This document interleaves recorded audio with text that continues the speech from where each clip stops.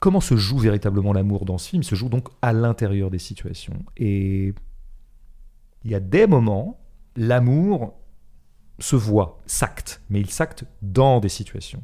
Et c'est notamment les fameuses courses. Tout le monde a noté qu'ils n'arrêtaient pas de courir. En travelling. Ok, donc énergie adolescente, ok, très bien. Les adolescents courent, quoi. Bon, oui, mais c'est un peu court, pas toi, hein, les autres.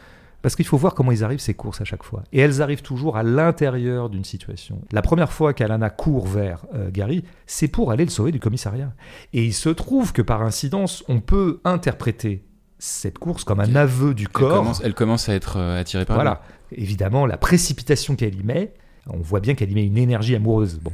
Mais c'est à l'intérieur d'une situation qui raconte autre chose, tu vois. Alors arrive quand même un moment où tu as une course qui n'est pas une course qui est induite par une situation et qui pourrait avoir une incidence amoureuse, c'est la course finale.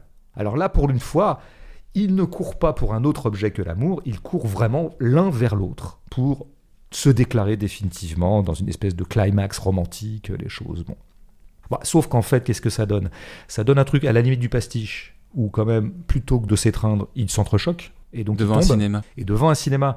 Donc là, quand même, Paul Thomas est en train de nous dire bon, tout ça, c'est un peu du cinoche. Et puis après, tu auras le moment où il arrive au magasin et il la déclare devant tout le monde qu'elle va devenir sa femme. Et il dit c'est Miss Valentine. Voilà. Et elle dit espèce de con. Enfin, tu vois, elle trouve ça ridicule, quoi. Donc c'est quand même une façon de faire... Un dernier soubresaut de dire, bah voilà, en fait... Dans cet amour-là, il y a toujours des accélérations et des freinages. Bah, tout à fait, comme tu le disais. Et surtout, rien n'est jamais acté. Parce que c'est ça l'ordre narratif, chose que j'ai déjà eu l'occasion de dire ici. L'ordre narratif, c'est considérer qu'une chose qui a été faite n'est plus à faire. On a franchi une étape, cette étape n'est plus à faire. Nous sommes maintenant à l'étape 11, nous passerons maintenant à l'étape 12. Et après, nous irons à l'étape 13. Et à la fin, à 14, c'est quand on a des enfants. Bon, bah, là, non.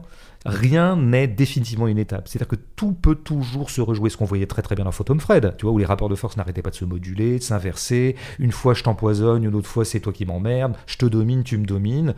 Je t'empoisonne, tu vas de nouveau guérir, de nouveau tu me domineras, puis je te réempoisonnerai, et tu consentiras, et donc du coup, c'est moi qui te dominerai.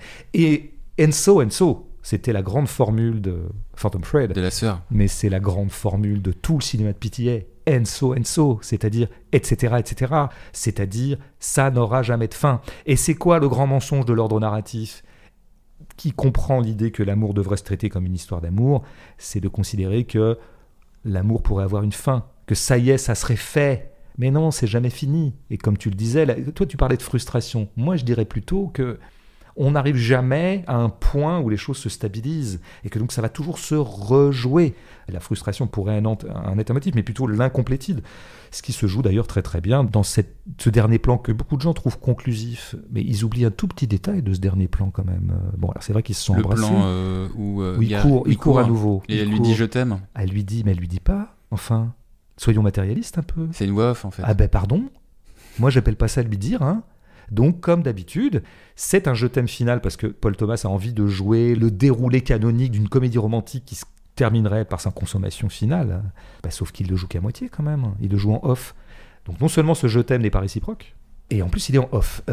Et donc, on peut peut-être supposer que demain, à nouveau, ils s'engueuleront. Enfin, je veux dire, attention, je ne suis pas en train de dire par là que le film raconte qu'en fait, ils ne s'aiment pas. Hein. Moi, je pense qu'ils s'aiment en fait. Mais ils ne s'aiment pas sous le régime narratif. Leur amour n'est pas réductible à quelque chose qui serait une dramaturgie amoureuse. Et c'est la meilleure façon de parler de l'amour parce que l'amour est fondamentalement anarratif, adramatique. C'est le grand mensonge quand même de la représentation de l'amour au cinéma quand même. Et peut-être dans la littérature aussi un petit peu.